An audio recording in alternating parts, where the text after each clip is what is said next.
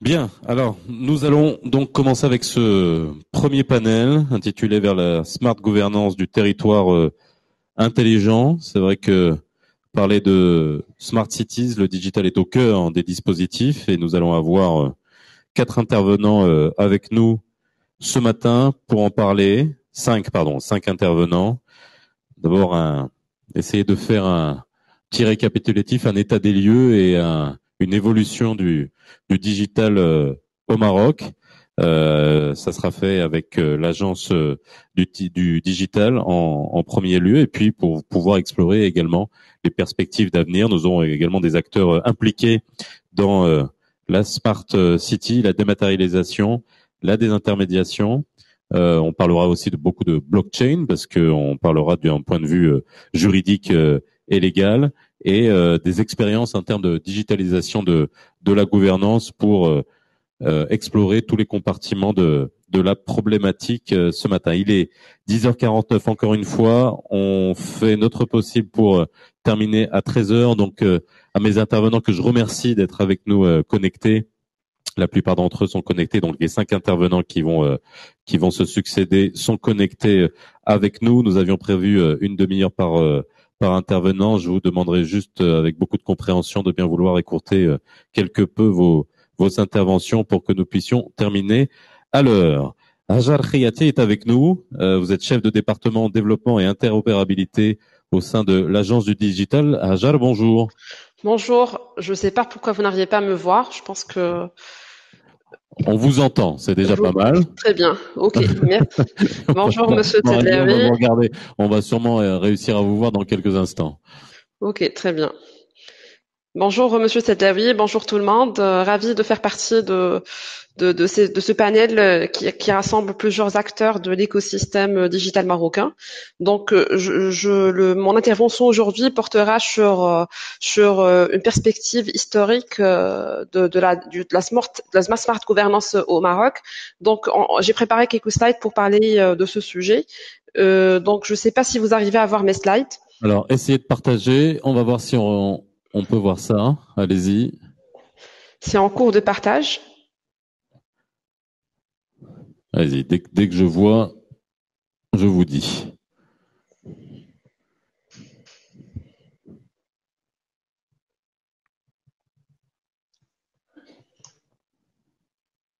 Alors, c'est pas encore le cas. Ok, je vais commencer le temps que Oui, j'arrive à allez-y, le partager temps mon qu'on écran, justement soulage pour gagner du temps. Donc, pour rappeler un peu l'historique des stratégies marocaines pour le développement du digital, donc depuis l'introduction de l'Internet au Maroc jusqu'à aujourd'hui, le secteur des technologies de l'information et de la communication s'est peu à peu structuré à travers la création d'organismes dédiés au développement du secteur, la définition de stratégies nationales, mais aussi la mise en place de lois régissant le secteur. Donc, pour rappeler un peu l'historique des différentes stratégies et plans qui ont été mis en place pour le développement du digital, en 2005, il y avait le lancement de la stratégie e-Maroc 2010. C'est une stratégie qui avait deux objectifs stratégiques, la réduction de la fracture numérique et le positionnement du Maroc au niveau international dans le domaine d'éthique. La deuxième stratégie qui a vu le jour, c'était en 2008 avec le lancement du plan Maroc numérique 2013. C'est un plan articulé autour du développement de plusieurs axes, notamment l'Internet haut débit, l'e-gouvernement, l'informatisation des PME et aussi le développement de la filière locale d'éthique. Et en 2013, il y avait le lancement du plan Maroc Digital 2020. C'est un plan qui avait comme objectif d'accélérer la transformation numérique du Maroc et bien sûr de renforcer la place du Maroc comme hub numérique régional. Donc toutes ces stratégies et plans qui ont été mis en œuvre ont permis de réaliser de grandes avancées pour notre pays sur des chantiers structurants, notamment la mise en ligne des services de plusieurs des services publics en ligne, l'amélioration de la compétitivité et de l'efficacité des PME à travers l'utilisation des outils numériques, et aussi la mise en place de certains prérequis nécessaires à l'amplification de la confiance numérique. Cependant, ces plans et ces stratégies restent insuffisantes pour relever plusieurs difficultés et défis majeurs, notamment les barrières réglementaires qui ne permettent pas de la mise en œuvre effective et l'usage à grande échelle des plateformes digitales, une infrastructure digitale qui reste malgré les réalisations peu suffisante, une pénurie de profils spécialisés dans les métiers du digital. Donc, tous ces défis et ces difficultés ont permis d'ancrer de façon irréversible l'ambition dans le domaine du digital. Et cette ambition s'est accentuée avec la création de l'agence de développement du digital en 2017. Donc, cette agence digitale qui est une agence publique d'exécution sous la tutelle du ministère de l'Industrie, du Commerce et de l'Économie verte et numérique, a pour ambition d'asseoir un nouveau modèle de gouvernance dans l'exécution des stratégies nationales pour le développement du digital. Donc, l'agence de développement du digital a pour ambition et mission de mettre en œuvre pour le compte de l'État la stratégie digitale du Maroc. Donc, les missions de l'ADD sont multiples et structurantes. Ça va de l'économie digitale jusqu'à l'administration électronique, passant par la formation et le capital humain. Donc, sur la feuille de route de l'ADT, on a plusieurs chantiers prioritaires qui permettent d'accélérer la transformation digitale du Maroc. Pour rappeler un peu l'histoire de l'ADD, elle a été créée en 2017. 2018, c'était plutôt une année de constitution et de préparation des projets.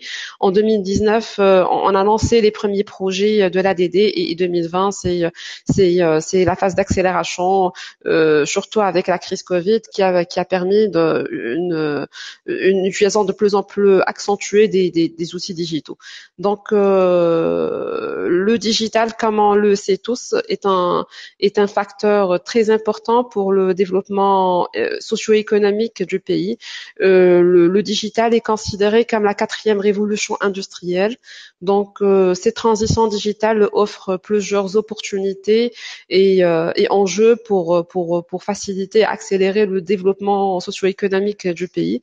Donc, le Maroc a exprimé sa volonté de réaffirmer son ambition digitale et d'accélérer sa transformation digitale avec la création de l'agence. Donc, dans ce sens, au niveau de l'ADD, nous avons créé une note d'orientation générale à horizon 2025 avec les principales orientations stratégiques en matière de digital pour faire face à trois enjeux et 3 problématiques socio-économiques. La première, c'est l'amélioration de la qualité des interactions entre citoyens et administration. Donc, ça rappelle la smart gouvernance. Donc, au Maroc, pour donner quelques chiffres, les citoyens passent en moyenne 50 heures par an à interagir avec l'administration et comme on le sait tous, la qualité de l'interaction reste à désirer pour la majorité des cas. Donc, on a plus de 85% des citoyens qui s'estiment non satisfaits des interactions avec l'administration. De même pour l'entreprise, on a un taux d'insatisfaction qui est autour de 70%. Le deuxième volet est problématique, c'est l'amélioration de la productivité et la compétitivité de l'économie marocaine. Donc, le digital est un levier important pour gagner en efficacité et en compétitivité. Et le troisième volet, c'est la réduction des inégalités sociales à travers l'utilisation du levier du digital. Donc, le digital représente une opportunité pour réduire ces inégalités. Donc, la note d'orientation générale qui a été élaborée par l'ADD vise à répondre à ces 3 problématiques. Donc, l'ambition de cette note d'orientation générale, c'est de redynamiser et fédérer la transformation digitale au Maroc en vue d'assurer son développement socio-économique et de renforcer sa position à l'échelle continentale et internationale. Donc, les orientations générales du digital à horizon 2025 s'articule autour de 3 volets. L'administration digitale, l'écosystème digital et innovation. Ouais. Et le troisième volet, c'est l'inclusion sociale et le développement humain. Bien sûr, pour atteindre et pour réaliser ces orientations générales, on a identifié 4 piliers transverses sur lesquels reposent ces orientations. On a la réglementation, donc l'adaptation du cadre réglementaire constitue un levier indispensable à l'accélération de la transformation digitale des services publics au Maroc. Donc, en 2019 et en 2020, nous avons vu l'élaboration de plusieurs textes et de projets de loi qui visent à instaurer le digital au niveau de l'administration. Nous avons vu l'approbation des lois sur le registre national de la population, sur le registre social unique. C'est des enablers sur la nouvelle CIN, c'est des enablers qui permettent d'accélérer la transformation digitale au sein de l'administration. Le deuxième pilier, c'est l'infrastructure. Donc, comme je disais, le Maroc a réalisé des avancées importantes en termes d'infrastructure, mais malgré des efforts, le Maroc conserve toujours un potentiel d'amélioration qui reste considérable. Le troisième pilier pour les orientations stratégiques, c'est la génération digitale. Donc, le capital humain et la formation sont essentiels pour le développement du digital. Le digital est un levier permettant des approches pédagogiques innovantes qui favorise et qui améliore la qualité des formations, la réussite des étudiants et l'attractivité des universités. Donc, pour accélérer la transformation digitale au Maroc, il est très important d'investir aussi au niveau sur le capital humain et en formation. Et le quatrième pilier pour nos orientations stratégiques pour le développement digital, on a la culture du digital. Donc, quand je parle de culture du digital, on parle plutôt de conduite de changement. Donc, la conduite de changement est un principal enjeu de développement de la culture digitale, que ce soit au niveau de l'administration ou chez le citoyen et à l'entreprise. Donc voilà, des orientations stratégiques à horizon 2025, c'est une administration digitale au service des citoyens et des entreprises, avec un taux de satisfaction en termes de services publics qui dépasse les 85%. Le deuxième volet stratégique, c'est l'écosystème digital. L'idée, c'est de mettre en place une économie compétitive grâce aux gains de performance amenés par le digital et bien sûr faire du Maroc un hub digital et technologique africain. Et le troisième volet, c'est l'inclusion sociale et le développement humain. Donc, l'idée, c'est d'œuvrer pour la mise en place d'une société inclusive grâce au digital et ce grâce à travers la mise en place des services numériques dans plusieurs secteurs sociaux, notamment l'enseignement, la santé, des services qui doivent être simples et mieux adaptés aux besoins des bénéficiaires. Donc la réussite de ces orientations stratégiques repose aussi sur des prérequis essentiels, notamment un modèle de gouvernance clair qui intègre l'ensemble des acteurs de l'écosystème digital, des outils de pilotage performants, des choix d'infrastructures structurants, un plan de transformation digitale sectoriel pour accompagner le Maroc dans sa transition digitale, un plan de transformation digitale décliné au niveau régional pour accompagner la dynamique de déploiement des schémas directeurs de déconcentration de l'ensemble des secteurs dans le cadre de la mise en œuvre de la régionalisation avancée et bien sûr une approche participative et centrée sur les usagers. C'est très important dans la réussite de la transformation digitale, c'est d'axer et de centrer toute démarche de transformation digitale sur le citoyen. Quand je parle citoyen, que ce soit citoyen ou entreprise, pour répondre au mieux aux besoins des usagers finaux qui sont soit des citoyens, soit des entreprises. Donc, au sein de l'ADD, nous avons déjà commencé à mettre en œuvre certains chantiers qui sont très prioritaires pour l'atteinte et pour la réussite des orientations stratégiques définies dans notre NOG. Donc, le premier chantier, qui est le chantier prioritaire numéro 1 de l'Agence de développement du digital, c'est l'interopérabilité. Donc, l'interopérabilité, c'est connecter les systèmes d'information entre différentes administrations pour faciliter le partage et l'échange de données. Donc, notre ambition, c'est de faire de l'interopérabilité un moyen de modernisation et d'efficience et une plateforme de base pour la simplification des procédures administratives. Donc, c'est un projet qui est déjà lancé, qui a pour objectif de rendre les services publics plus accessibles aux usagers, d'améliorer le fonctionnement interne de l'administration et aussi d'assurer l'efficacité et la transparence des services publics. Un deuxième chantier sur lequel nous travaillons et qui a été déjà mis en place au sein de de l'ADD, c'est une Digital Factory. Donc la Digital Factory a pour objectif d'accélérer la transformation digitale des services publics. Donc c'est à la fois un espace physique et un site de travail d'équipes et de talents digitaux pluridisciplinaires qui adoptent des principes agiles pour transformer un produit ou un service au profit du citoyen.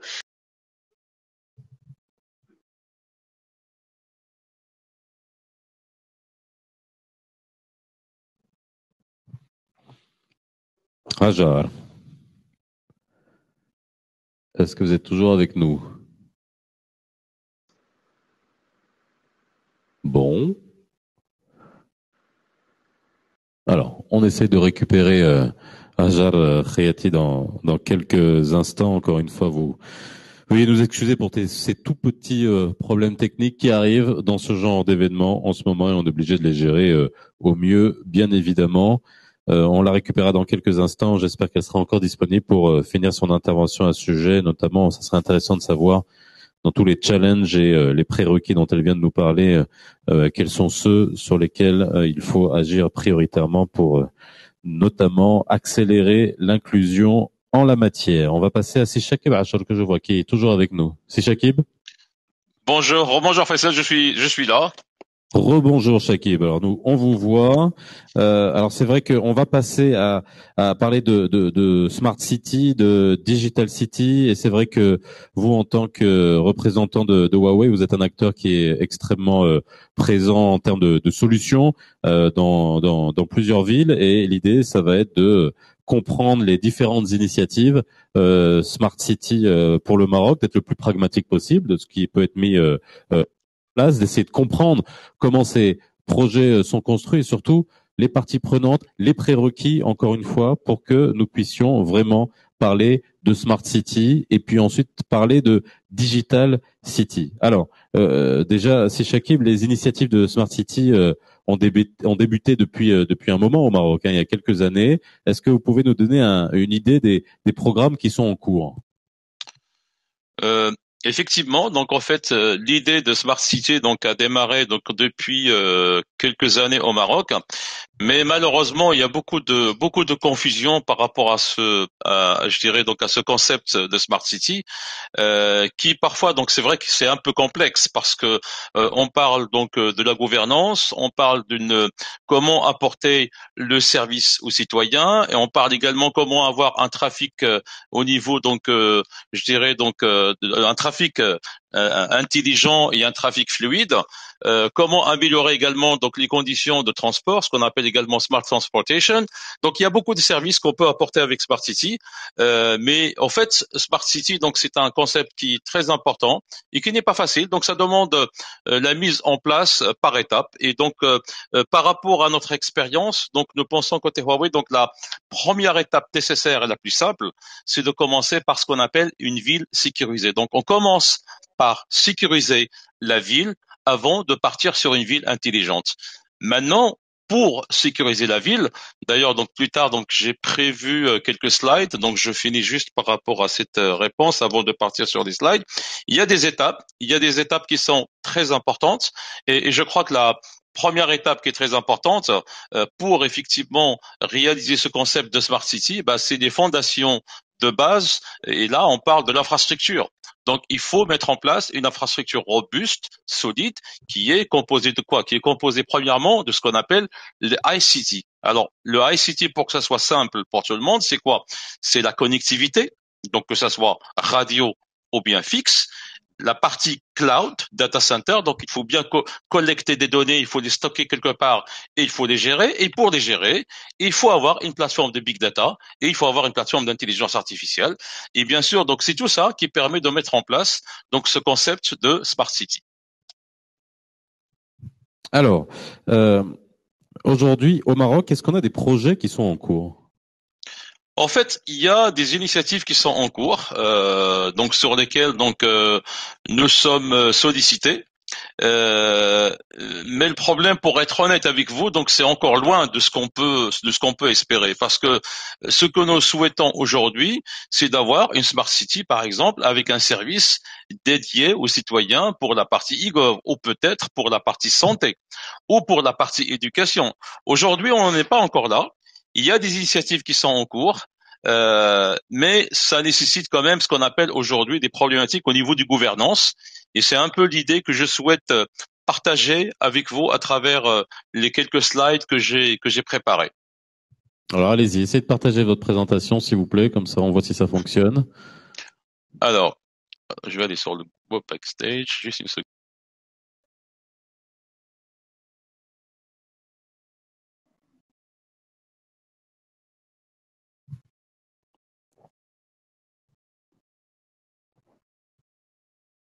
Alors, je vois que Monsieur Gavache est avec nous. Ça me permet, en attendant que Shakib partage sa présentation, de lui souhaiter la bienvenue. Emmanuel Gavache est avec nous, connecté, CEO de Eridanis. Bonjour. Non, vous voyez pas mes slides encore. On voit pas vos slides encore. Je recommence. Allez, on réessaye, on y croit. Et maintenant? Ouais, c'est bon. Bon, on y arrive, hein? Mais ouais. On y arrive. Donc voilà, un petit peu. Donc c'est un peu le concept de slide que j'ai préparé. Comment, je dirais donc partir donc ce qu'on appelle d'un concept de smart city vers une smart nation, avec une meilleure gouvernance, une meilleure, je dirais, qualité de vie et une meilleure industrie. Et comment effectivement donc le digital est la base nécessaire pour mettre en place donc ce concept de smart city et de smart nation. Alors avant tout, pour situer donc les idées, ça serait intéressant de se pencher sur ce slide qui est quand même un framework. C'est un framework qui est très important et c'est un framework qui vous explique exactement les étapes qu'il faut mettre en place aussi bien pour une ville intelligente que pour une région intelligente ou pour un pays intelligent, une smart nation. Alors, la première chose, donc tout à l'heure, donc la représentante de l'ADD, donc il a bien parlé. Donc, on a besoin, ce qu'on appelle, quand vous regardez ce slide en bas, complètement en bas, on a besoin des talents. Donc, souvent, on parle de beaucoup de choses, mais on oublie donc l'essentiel, c'est les talents. Donc, on a besoin des talents, l'écosystème. Donc l'écosystème qui aujourd'hui ce sont les startups et également donc le OSIM, la PEBI, l'ADD, etc. Donc c'est ça qui permet de mettre effectivement de créer cet écosystème. L'autre chose qui est très importante, c'est la régulation. Donc on a besoin d'une régulation parce que on a besoin des lois également pour faciliter les choses et pour faciliter l'adoption. Et quand je parle de la régulation est très importante, ne serait-ce qu'au niveau par exemple de génie civil pour la fibre, pour la connectivité. Donc ça c'est les fondements, je dirais le fondement de base au niveau des talents, gouvernance, écosystème, etc. Mais une fois qu'on a mis ça en place et qu'il y a la volonté politique pour mettre tout ça en place, il faut une fondation solide digitale qui est composée de quoi? Qui est composée de la connectivité, donc fixe, radio, une plateforme d'IoT, donc il faut bien collecter des données. Donc si on parle de Smart City, il faut collecter des données. Et une fois qu'on collecte les données, il faut bien les stocker quelque part dans les clouds, dans le data center, et il faut les traiter avec le big data et l'intelligence artificielle. Donc ça, c'est ce qu'on appelle la fondation. Et après, au-dessus, on va travailler avec l'écosystème marocain pour développer ce qu'on appelle des solutions Smart City, gouvernement, santé, éducation, ou des solutions par verticale. Alors, rapidement, donc il y a quelques années, on parlait du guichet unique. Donc, vous savez très très bien, le guichet unique, par exemple, la première expérience au Maroc, c'est pour créer donc les entreprises avec, je dirais donc le concept du guichet unique. Maintenant, on parle du guichet unique qui a été amélioré avec ce qu'on appelle online service, avec l'apport du cloud et de big data. Et donc aujourd'hui, ce que permet d'avoir versus guichet unique, on va se déplacer vers le guichet, vers le nouveau concept, ce qu'on appelle online services, c'est d'avoir un partage de données, une meilleure efficacité au niveau du process pour l'approbation, je dirais donc des process, et surtout donc diminuer le temps je dirais d'attendre effectivement pour que les choses soient validées. Alors, ce qui est intéressant dans ce concept, c'est surtout quoi? Donc en fait, on met en place ce qu'on appelle une carte de base unifiée soutenant une prise de décision raisonnable, parce qu'on a quelque chose de centralisé, mais en même temps, on bénéficie du fait que des données sont partagées grâce au cloud et au big data. Et puis après, donc c'est ça qui permet d'avoir une meilleure efficacité en termes d'approbation et en termes de la mise en place des process. Alors tout ça ne se met pas en place, je dirais rapidement, donc il y a plusieurs étapes. Alors rapidement, donc je vais vous expliquer. Donc il y a une première étape qui consiste à quoi? Qui consiste à mettre en place la fondation de base digitale. Et puis en deuxième, je dirais donc étape qui permet de mettre ce qu'on appelle l'internet innovation. Après, on parle de la data innovation et on parle de l'intelligence.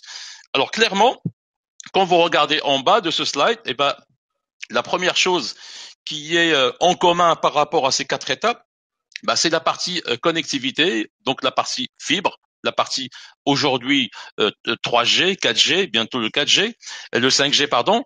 Donc la partie data center, et à partir quand on parle de l'innovation au niveau internet, donc on va mettre en place du cloud computing, et quand on parle de l'innovation, donc quand on parle de l'innovation au niveau des données, on va mettre en place ce qu'on appelle le big data et l'IoT avant de passer à l'intelligence artificielle. Donc un exemple simple pour être concret, comment on met en place donc je dirais donc cette smart city, bah il y a des étapes comme j'ai expliqué tout à l'heure.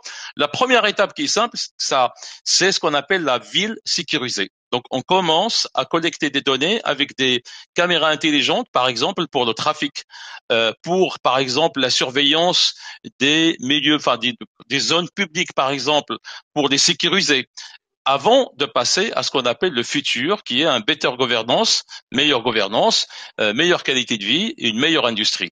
Et tout ça, si vous voulez, donc on commence par utiliser les données traditionnelles. On a besoin des new data parce que Smart City, donc il faut collecter des données, donc il faut mettre des capteurs pour collecter des données et donc avoir donc une plateforme d'IoT, d'analytique de l'IoT pour analyser ces données-là. Donc, on va réutiliser la partie traditionnelle ICT dont nous avons déjà effectivement mis acquisition par le passé, avant de passer à une transformation digitale. Et tout ça doit être connecté. Alors, le plus important dans tout ça, c'est que pour que ça marche, il faut que tous les objets doivent être capables de collecter des données. Tous les objets doivent être connectés. Et tous les objets, ils doivent être intelligents.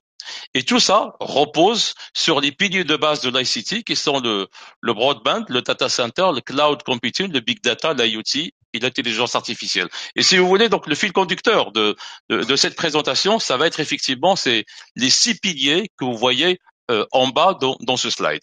Maintenant, quand on parle de tout est connecté, bah, ça veut dire qu'il faut connecter des bureaux, il faut connecter des bureaux de police, il faut connecter des véhicules, il faut avoir des data centers, il faut connecter des centres de commandement, il faut connecter des drones quand on a besoin de faire des cartographies ou sécuriser des zones ou quoi que ce soit. Et de l'autre côté, on a besoin du réseau qui est basé sur aujourd'hui l'IoT, l'évolution de 4G, de microwave et également le 5G qui va arriver. Et bien sûr, tout ça se passe par étapes. On commence par mettre en place l'infrastructure de base ICT en bas, avec un catalogue IaaS Cloud et un catalogue PaaS Cloud, et on commence à mettre en place donc tout ce qui est intelligent pour la partie, par exemple, je dis tout à fait le trafic routier, avant de passer à des solutions un peu plus sophistiquées qui sont liées au transport, l'éducation et la santé et d'autres. Et maintenant, je vais vous donner quelques cas d'usage rapidement pour que vous puissiez comprendre comment ça fonctionne. Le sensing, donc il faut collecter des données. Quand on collecte les données, donc on peut les utiliser aujourd'hui pour la gestion donc du niveau de le niveau de l'eau d'une manière intelligente. Et ça, on l'utilise aujourd'hui, par exemple, dans les barrages. Comme on peut également les utiliser aujourd'hui, ces connecteurs de l'IoT, pour détecter, par exemple, des problèmes de sécheresse dans le sol et avoir une irrigation intelligente. Donc ça, c'est la partie collecte de données qui est très importante. Après, on peut utiliser aussi d'autres solutions pour la partie mobile government. Aujourd'hui, donc le eGov, on peut utiliser aujourd'hui donc des solutions donc de mobile government. Aujourd'hui, par exemple, moi je l'ai vu en Chine, vous pouvez renouveler votre passeport en quelques clics, en 2-3 minutes, et vous recevez un message d'alerte, et au bout de 24 heures, 48 heures, vous allez chercher votre passeport. On a aussi la partie video backhaul. Donc là, j'ai parlé du drone qui permettent de sécuriser des zones. Et on a la partie intelligente, et c'est ça qui est important. Aujourd'hui, on a un concept qu'on appelle aujourd'hui l'Intelligent Operations Center, qui permet, en fait, c'est une sorte de cerveau. Il agit comme le cerveau de la ville et soutient la gestion scientifique de la ville et la prise de décision basée sur les big data. Alors, quand vous regardez sur ce slide, à gauche, vous avez tout ce qui, les données qui arrivent. Au niveau de l'IoT, des données qui sont existantes. Et donc, on a ce système de ce qu'on appelle l'Intelligent Operations Center qui est au milieu, qui permet de gérer des données d'une manière intelligente et qui permet de mettre en place, si vous voulez, à droite, ce qu'on appelle des solutions pour une consommation d'eau intelligente, ou bien gérer, par exemple, des choses pour l'éducation, pour la sécurité, ou également pour l'économie ou pour un transport intelligent. À quoi ça ressemble ce Intelligent Operation Center? Ça ressemble à ce que vous voyez dans ce slide-là, et ça permet d'améliorer la gestion de la ville, l'efficacité de la prise de décision grâce au big data. Et en fait, ce que vous voyez là, donc c'est un écran donc temps réel qui permet, par exemple, à un gouverneur ou un ministre d'avoir l'état du trafic routier en temps réel, l'état, par exemple, des entreprises qui fonctionnent bien dans sa région, qui fonctionnent bien, qui fonctionnent pas très bien, le nombre des sociétés qui recrutent et quel profil ils cherchent, et tout ça, il l'a en temps réel. Donc le gouverneur ou le ministre ou le responsable de la région, il a ces informations en temps réel. Donc ça permet au fait d'utiliser pleinement les analyses de données massives pour afficher de façon exhaustive la situation économique et sociale du district, de la ville ou de la région. De cette manière, donc vous avez une plateforme de commande de mise en place pour une prise de décision efficace et une répartition précise nécessaire à une meilleure gestion de la ville en construisant un cerveau qui est basé sur le concept de ce qu'on appelle l'Intelligent Operations Center. Alors, quelques exemples pour finir ma présentation. La ville intelligente que nous avons construite en Arabie Saoudite, c'est Smart Yambu, qui aujourd'hui, donc, ça a permis donc d'avoir un investissement qui a augmenté de plus de 18%. Donc, il va également la création d'emplois qui a augmenté de plus de 18 000 en espace très très réduit. Kenya qui a mis en place le concept de Smart City, mais qui est très orienté sécurité, qui a permis de baisser la criminalité de 56%, et surtout avec zéro incident. Donc, il n'y a pas eu d'incident ou d'attaque terroriste ou quoi que ce soit. Donc, tout a été contrôlé par les centres de commandement, et donc une augmentation de tourisme. Et également, comme vous pouvez voir à droite aussi, donc c'est une smart city, mais qui est plutôt orientée Henan, donc c'est une province en Chine sur la télémédecine. Et là, on voit effectivement donc 120 000 patients qui ont bénéficié donc de ces solutions de télédiagnostic et de services de santé à distance. Ça permet également je dirais, de baisser le coût d'exploitation de plus d'1 milliard. On parle de plus d'1 milliard, et donc un taux de satisfaction de plus de 97%. Alors, j'ai essayé d'être bref par rapport à ma présentation et je suis à vos dispositions. Ah, bon, ok. Merci Shakib. Je reviendrai vers vous dans quelques instants. On a récupéré Hajar Khayati. Hajar, vous m'entendez? Oui, je vous entends. Je suis désolée pour ce souci technique. Non, il n'y a pas de souci. De toute façon, on est en train de gérer tout ça. On est tous très indulgents les uns avec les autres. Alors, je vous laisse finir, mais c'est vrai que après tout ce que vous avez dit, avec les perspectives, ce qui serait intéressant, c'est justement de voir quels sont les prérequis pour que tous les challenges que vous nous avez annoncés puissent être réalisés. Ok, très bien. Donc, les prérequis pour les orientations générales du digital, on avait identifié 4 piliers principaux: la réglementation, génération digitale, infrastructure et la confiance et la culture numérique. Donc, l'infrastructure, le Maroc a réalisé des avancées majeures en termes d'infrastructure digitale, mais ça reste insuffisant. On veut le potentiel d'amélioration qui est toujours présent, notamment pour tout ce qui est couverture des zones blanches, qui souffrent toujours d'un problème de pénétration de haut débit. Donc, le deuxième pilier, c'est la réglementation. Donc, on le sait tous, l'adaptation du cadre réglementaire est très très important, très importante et constitue un levier indispensable à l'accélération de la transformation digitale dans notre pays. Donc, en 2019 et en 2020, nous avons vu l'adoption de plusieurs textes de loi et de décrets qui visent à permettre d'accélération de la transformation digitale, que ce soit au niveau de l'administration ou à l'entreprise. Donc, nous avons vu l'adoption des lois sur la nouvelle carte nationale d'identité, le RNP, le registre national de la population, le registre social unique.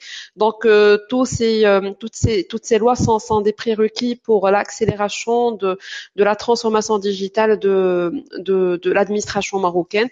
Un troisième pilier qui est très important, c'est la génération digitale et c'est l'adéquation entre la formation et le parcours pédagogique de nos étudiants par rapport aux besoins du marché. Donc, le digital est un levier permettant des approches pédagogiques innovantes et il faut profiter de ce qu'offre la transformation digitale pour le secteur de l'éducation afin de relever plusieurs défis, notamment la mobilisation des financements, la conduite de changement, l'adaptation de la réglementation et autres. Le quatrième pilier qui est essentiel, c'est la culture du digital. Donc, de nombreux acteurs économiques et sociaux, publics et privés, mettent en place des actions de formation et de sensibilisation à la transformation digitale. Mais jusqu'à ce jour, il n'y a pas vraiment un programme de grande ampleur au niveau national. Donc, la conduite de changement demeure l'un des principaux enjeux du développement de la culture du digital. Donc, je rappelle un peu les volets stratégiques des orientations générales à horizon 2025. Donc, nous avons une administration digitale avec un taux de satisfaction qui dépasse les 85%, un écosystème digital avec une économie compétitive grâce aux gains de performance amenés par le digital et faire du Maroc un hub digital et technologique africain. Et le troisième volet, c'est l'inclusion sociale et le développement humain avec une société inclusive grâce au digital et à travers la mise en place de services numériques dans les secteurs sociaux, notamment la santé et l'enseignement, et mettre en place des services publics plus simples, plus intuitifs, centrés utilisateurs et adaptés aux besoins des bénéficiaires. Donc, je rappelle là les 4 piliers transverses. Donc, c'est la réglementation, la génération digitale, l'infrastructure numérique et la confiance et culture digitale.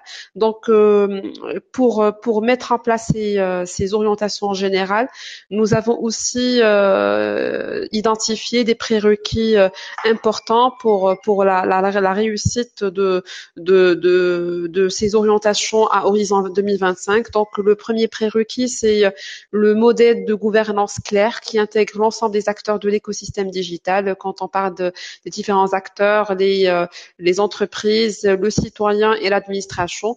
Le deuxième prérequis, c'est des outils de pilotage performants qui permettent de faire un suivi automatisé et fiable des différents indicateurs de succès de l'avancement et des avancées des différents projets de la transformation digitale, des choix d'infrastructures structurants. Donc, on parle de plus en plus de l'utilisation du cloud comme infrastructure pour accélérer la transformation digitale, que ce soit pour les entreprises ou pour l'administration.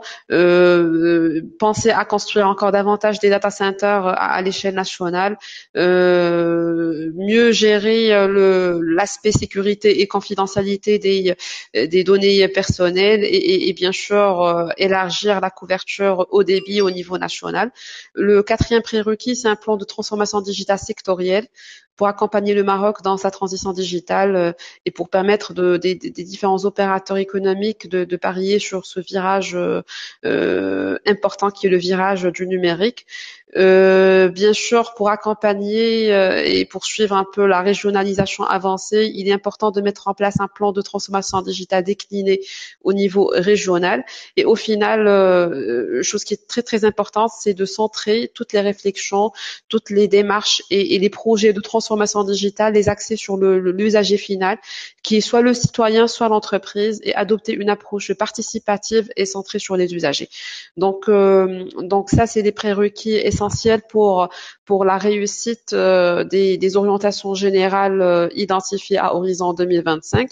Donc, au niveau de l'ADD, nous avons déjà commencé à réaliser certains projets prioritaires pour l'accélération du développement digital au Maroc. Donc, comme premier chantier prioritaire relancé, nous avons le chantier d'interopérabilité. Donc, notre ambition, c'est de faire de l'interopérabilité entre les administrations, moyen de moderniser modernisation et d'efficacité. Donc, l'interopérabilité ne se limite pas à un sujet technique de connexion des différents systèmes d'information des administrations, mais c'est plutôt une nouvelle manière de faire qui instaure l'échange de données interadministration, J2J, J2B et J2C pour avoir des procédures administratives simplifiées et aussi pour soutenir les services de l'administration électronique. Donc, nos objectifs, c'est de rendre les services publics plus accessibles, d'assurer l'efficacité de l'administration marocaine et le fonctionnement interne de l'administration.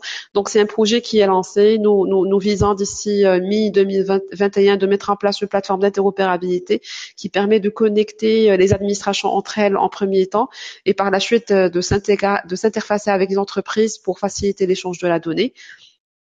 Un deuxième chantier important que nous avons mis en place au niveau de l'ADD, c'est la Digital Factory. Donc c'est une usine de livraison de projets digitaux qui est à la fois un espace physique et un style de travail d'équipe pluridisciplinaire qui adopte des principes agiles pour transformer un produit en un service. Donc nous avons déjà commencé à digitaliser des parcours clients avec des administrations partenaires. Nous travaillons avec la délégation générale de l'administration pénitentiaire et de la réinsertion pour la digitalisation du parcours des visiteurs au niveau des centres pénitentiaires. Nous savons tous que l'expérience des visiteurs est très très insatisfaisante en termes d'interaction entre l'administration pénitentiaire et les visiteurs. Donc l'objectif c'est de fluidifier et de dématérialiser ces interactions.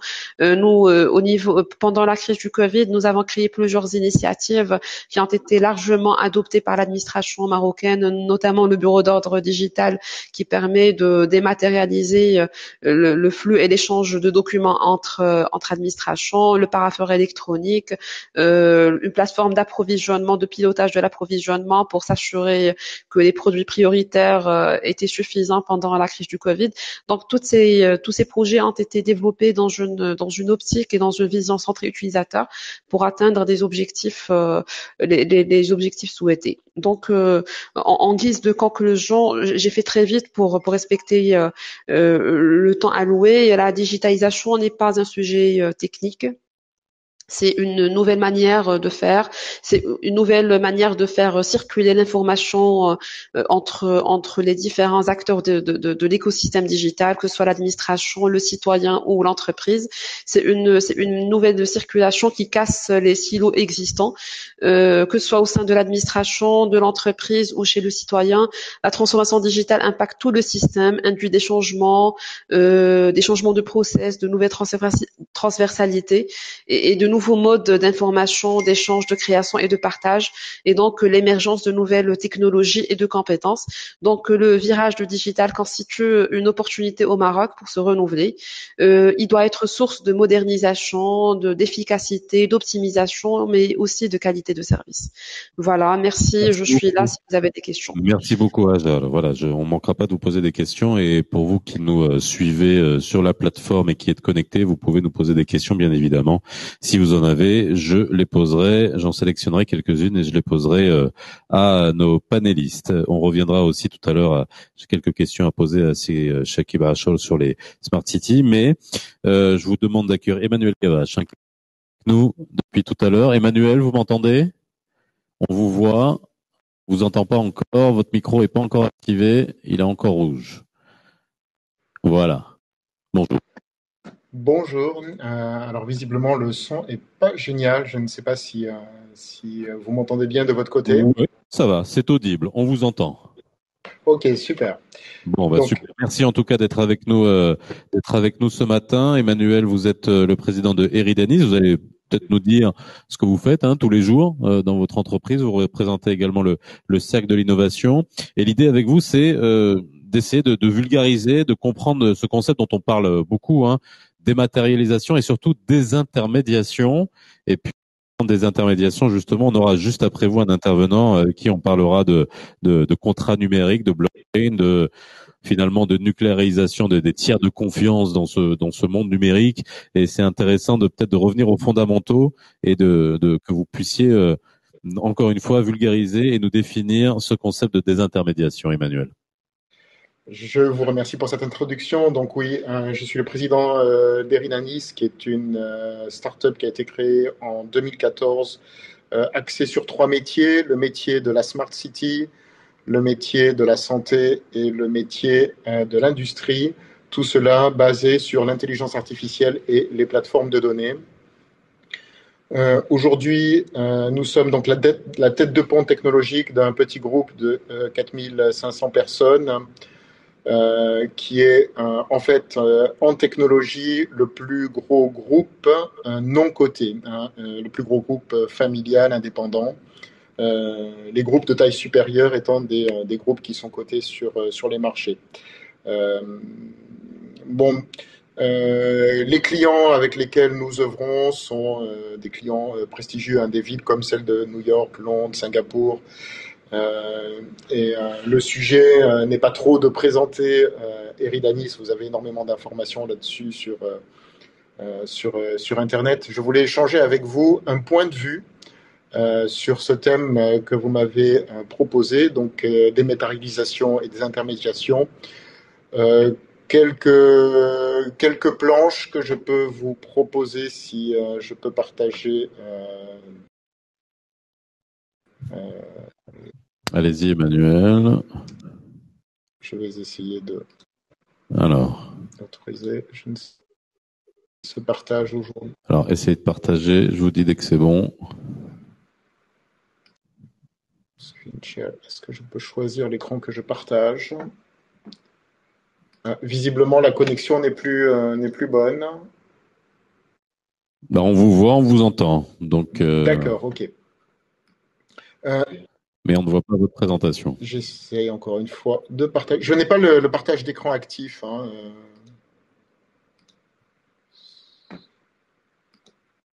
Est-ce qu'on peut voir au niveau de la régie si ça vient de chez nous?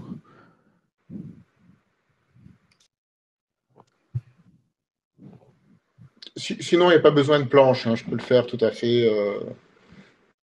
Allez-y, j'en suis sûr. Les planches ne servent que pour faciliter, je dirais, la compréhension. Il y a un vrai besoin de comprendre pourquoi on parle déjà d'intermédiation, de quoi parle-t-on, à quoi ça sert, et pourquoi est-ce que c'est aussi puissant. Pour comprendre l'intermédiation, il faut repenser un marché biface. D'ailleurs, il y a un produit avec un fournisseur d'un produit et quelque part un utilisateur avec l'acheteur de ce produit. Ça, c'est un marché produit ou service. Ça, c'est un marché biface. Pourquoi a-t-on besoin d'un intermédiaire? Quel est le rôle de l'intermédiaire? L'intermédiaire le plus ancien que l'on connaît, c'est celui de la monnaie. Ça fait 4000 ans que l'on connaît cet intermédiaire. Mais aujourd'hui, on parle beaucoup d'intermédiaires avec des plateformes. Et ces plateformes deviennent extrêmement puissantes. Je ne sais pas, j'ai des messages comme quoi vous me perdez de temps en temps. Je ne sais pas si c'est audible, si ça fonctionne. Sur l'image, on a toujours votre son, donc n'hésitez pas à continuer. S'il y a un problème, je vous le fais savoir. Je ne sais pas quoi faire. Est-ce que je continue ou est-ce qu'on essaye plus tard? Allez-y, on vous entend. Et on vous entend et on vous voit. Okay. Donc, en fait, ce qui se passe dans l'intermédiation numérique, c'est que on va créer une adaptation du produit au comportement cognitif des masses. Il y a une loi sur la connectivité des gens, la loi des nœuds, qui s'appelle la loi de Metcalfe, qui dit que le nombre de liens dans un réseau est équivalent au carré du nombre de nœuds de ce réseau divisé par 2. Difficile de l'illustrer là par contre sans pouvoir partager l'écran. Mais en fait, chaque fois que je vais rajouter une personne dans une population, enfin un nœud, je vais augmenter au carré la taille de ces connexions. C'est comme ça que l'on arrive à des seuils qui sont irrattrapables, comme par exemple celui des réseaux sociaux, celui de Facebook. Et il faut bien comprendre que on a donc des courbes hyperboliques où le plus 1 crée un gap d'une infinité de valeurs. Et c'est ça qui fait la puissance de ces plateformes donc à partir du moment où on a atteint un seuil critique, il devient quasiment impossible de supplanter une plateforme. Donc derrière, on parle maintenant, c'est la mode de désintermédiation. Désintermédiation, donc c'est un phénomène économique et commercial qui va se traduire par la réduction ou la suppression des intermédiaires dans un circuit de distribution. Donc je mets l'intermédiaire qui est cette plateforme, qui peut être un Uber et un Airbnb, et puis je dis aujourd'hui, en fait, peut-être qu'il y a une nouvelle tendance qui est la suppression de ces intermédiaires. Comment cela est-il possible alors que l'on vient de dire qu'à partir du moment où on a une taille augmentante sur ces plateformes, elles deviennent irremplaçables? Est-ce que c'est une illusion ou une réalité? Est-ce que l'on peut parler de désintermédiation ou de concentration des intermédiaires? Je vais prendre différents exemples qui parlent à tout le monde. Les compagnies aériennes et les plateformes de réservation de vol. À partir du moment où les compagnies aériennes ont mis à disposition de leur public des systèmes de réservation directe de leurs billets, eh bien, petit à petit, les agences ont disparu. Les agences de voyage ont disparu. Il y a eu la mise en place de plateformes de comparaison de prix d'aviation qui ont voulu faire de l'Airbnb ou du Uber sur les sites de réservation aérienne. Et ça n'a pas fonctionné parce qu'en fait, il y a déjà un service captif entre une compagnie et les clients. Il y a une masse suffisante de clients pour une compagnie, dit autrement, pour qu'il n'y ait pas d'intermédiation. Si je prends le même exemple au niveau des hôtels, un hôtel, c'est de 200 à 2000 lits, on va dire, selon la taille des hôtels, ou des fois moins. Un hôtel qui met en place un système de réservation directement pour lui, il n'a pas cette taille critique. Et donc, du coup, il se retrouve intermédié par des plateformes de réservation, comme Booking ou même Airbnb qui s'est mis à désintermédier les réservations d'hôtels. Donc, la désintermédiation en 2020, tout le monde connaît les exemples d'Uber, Airbnb, Blablacar, et ces intermédiaires qui rendent un réel service à l'utilisateur sont en fait une plaie pour les fournisseurs. D'un côté, les fournisseurs ont accès à une base plus large de clients, certes, mais de l'autre côté, ils se font complètement manger leur marge parce que la puissance de ces intermédiaires est telle que le fournisseur de prestations n'a pas de puissance de négociation vis-à-vis d'eux. Donc aujourd'hui, la désintermédiation qui se met en place, elle arrive, mais elle est incomplète. Je pense que ça sera un petit peu le sujet qui sera abordé tout à l'heure avec la blockchain. Ce qui peut tuer l'intermédiation actuelle, c'est justement la blockchain qui permet la transaction directe entre le fournisseur et le client final. Donc il y a énormément de sujets du côté financier. Ce sont des sujets qui sont parfois épineux parce qu'ils peuvent donner lieu à des systèmes qui sont plus ou moins acceptés selon les pays. Aujourd'hui, par exemple, en Chine, il n'y a quasiment plus de monnaie physique, tout se fait par application. L'ensemble des pays n'est pas forcément au même niveau de maturité. Donc de ce côté-là, ce qui se passe, c'est toujours le même principe régi par la loi que j'ai présentée tout à l'heure, Metcalfe. À partir du moment où la base de services offerte est suffisante et à partir du moment où la base de clients est suffisante, il n'existe pas de système qui résiste à l'intermédiation et au changement de paradigme. Donc on peut aujourd'hui avoir des lois protectionnistes sur des systèmes qui peuvent être soit des systèmes de réservation, soit des systèmes de distribution, de commercialisation, des systèmes financiers. Mais en fait, aucun système ne résiste à la puissance de ces plateformes. Donc, il y a un système collaboratif massif et direct qui est en train de se mettre en place entre tous les acteurs de tous les écosystèmes et deux grandes tendances qui s'opposent. Celle de la blockchainisation, qui sera le sujet, je pense, de tout à l'heure, et celle de la plateformisation. La plateformisation, le fait de mettre en plateforme, ça peut être une réponse à l'intermédiation au niveau des smart cities, puisqu'on parlait de smart city. À partir du moment où la smart city met à la disposition du citoyen l'ensemble des données qui sont collectées, il peut y avoir un service direct, donc sans intermédiaire, où le tiers est un tiers de confiance, et qui est le tiers de la ville, avec un mot-clé ici qui est celui de la confiance. Un des grands rôles des intermédiaires,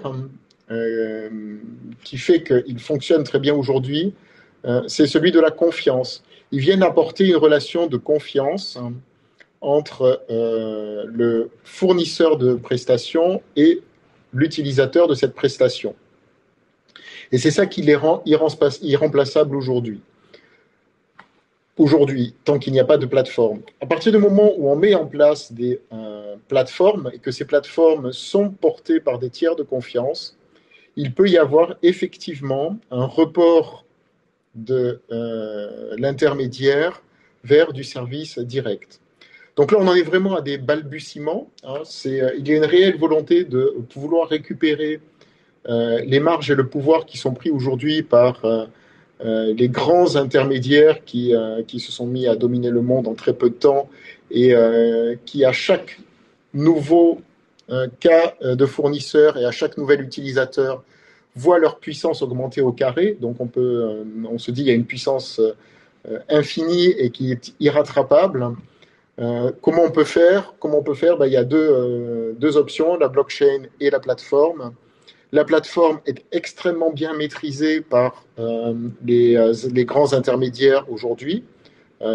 Encore une fois, Uber, Blablacar, Airbnb, et puis les réseaux sociaux. Elle est balbutiante au niveau des smart cities. Les technologies sont là, comme c'était exposé tout à l'heure par la très belle présentation de Huawei. Cependant, les États, rares sont les États, les villes à avoir acquis le niveau de maîtrise de ces plateformes pour pouvoir fournir le service à leurs citoyens. Il y a encore de très nombreuses barrières à l'entrée technologiques et d'usage, qui sont des barrières technologiques qui ont été mises en place justement par ceux qui ont créé ces grands systèmes d'intermédiation. Par exemple, si je veux aujourd'hui ne plus utiliser Booking, ça va devenir quasiment impossible parce que Booking a une base de services mondiale avec le service qui me permet de savoir s'il y a des chambres ou pas disponibles et quel en est le tarif partout dans le monde. Je peux difficilement mettre en place le même niveau de service avec une simple plateforme. Donc, les gens qui sont rentrés les premiers sur ces technologies ont pris la place et chaque jour, leur puissance augmente au carré de ce qui se passe. Donc, c'est extrêmement difficile de les supplanter. Ce qui pourra changer le futur, c'est la blockchain as a service, ce que l'on va appeler le B2AS, qui va permettre de garder la relation de confiance et la mise en relation directe, en fait, entre le fournisseur de services ou de produits et son utilisateur. Voilà ce que je souhaitais présenter avec vous. Un petit peu difficile sans les illustrations, je pense, mais je suis disposé à répondre à vos questions si vous en avez. Merci beaucoup, Emmanuel. Non, vous l'avez très bien fait. Moi, je vais vous poser une autre question qui se pose, c'est jusqu'où peut aller cette désintermédiation, et on en parlera tout à l'heure notamment avec la blockchain. Enfin, on va pas parler de blockchain intrinsèquement, on va surtout parler de contrats numériques, mais vous avez parlé de finalement que ce tiers de confiance et finalement ça permet cette dématérialisation. Mais quand on parle de tiers de confiance, vous l'avez dit, ça peut être des personnes, ça peut être des entreprises, ça peut être des concepts. Et jusqu'où peut aller cette dématérialisation de ces tiers de confiance? Et c'est tout l'objet de la blockchain, et c'est tout l'objet des craintes de beaucoup d'États en la matière, notamment vis-à-vis, on a parlé de monnaie des bitcoins, mais aussi sur beaucoup d'autres concepts. Jusqu'où peut aller cette dématérialisation? Alors en fait, il n'y a pas de limite. Et c'est ça qui est très impressionnant, c'est qu'on peut aller dans la désintermédiation monétaire. Les États ont perdu le contrôle sur les crypto-monnaies. Donc je sais que le sujet des crypto-monnaies est un sujet plutôt tabou au Maroc, donc je vais éviter de rentrer dans le détail de ces sujets, mais vous trouvez énormément d'informations sur Internet sur ce sujet. Il y a juste un élément qu'il faut avoir en tête, c'est regarder. C'est pas un sujet tabou, on en parle, hein. On sait de quelle manière on en parle, mais on en parle. D'accord. Non. Je vais éviter en tout cas de. Sur le sujet, ne vous inquiétez pas, il va rien nous arriver. je ne voudrais pas créer de malaise dans la conférence. Juste un point très important à avoir en tête sur les crypto-monnaies, c'est de regarder l'évolution de la capitalisation de Facebook et celle de la valorisation du Bitcoin. Et vous verrez que nous sommes exactement sur les mêmes courbes. Et nous vérifions encore une fois cette fameuse loi qui peut être critiquée par bien des aspects, puisqu'en fait, c'est juste un constat et non pas une loi physique. Plus il y a d'utilisateurs, plus la valeur augmente au carré du nombre d'utilisateurs. Et les États ne peuvent pas résister à cela. Au départ, les États ont regardé de façon très dilettante, je dirais, l'avènement des crypto-monnaies, en pensant qu'il n'y aura pas de conséquences sur la réalité de leur gestion financière. Et en fait, ce n'est plus du tout le cas. Aujourd'hui, il y a des transactions internationales qui se font en crypto-monnaie, il y a des cotations en crypto-monnaie, de la convertibilité. Donc, jusqu'où ça peut aller vraiment très loin. Ça peut aller vraiment très loin et ce n'est pas régulé. Est-ce que c'est grave que ce soit régulé ou pas régulé? Je n'ai pas d'avis là-dessus. C'est en tout cas un domaine sur lequel les États ont déjà perdu. C'est même pas la peine de revenir là-dessus.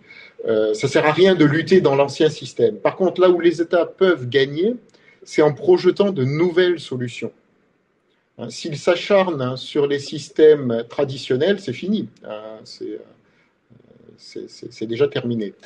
Par contre, mettre en place de nouvelles solutions, nous avons vu avec la pandémie Covid-19 dans le monde entier, qu'il y a eu des réactions dans plein de territoires, dans plein de villes, de mise en place de plateformes commerçantes pour permettre la continuité de la fourniture de services de proximité aux clients de proximité.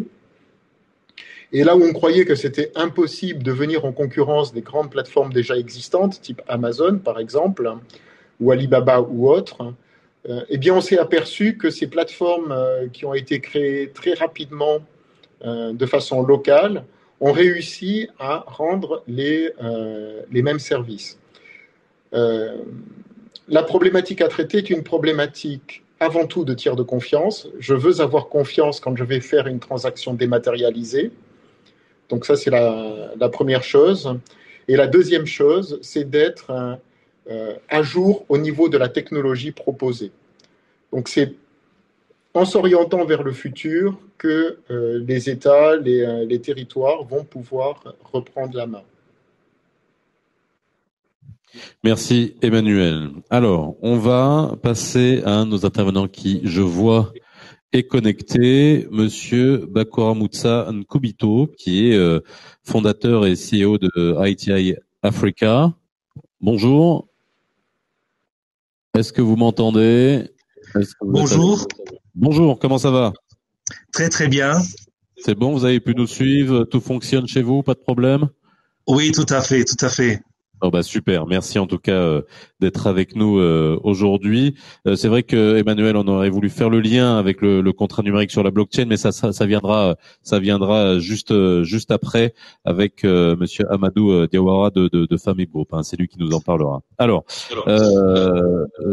Monsieur Nkubito, alors c'est vrai que ce qui serait intéressant, c'est de parler avec vous de la digitalisation de la gouvernance. Alors, c'est vrai qu'on en a parlé au début avec Shakib Ashor de Huawei qui nous a expliqué les prérequis, les challenges qu'il voulait rencontrer et dépasser pour mettre en place une véritable Smart City.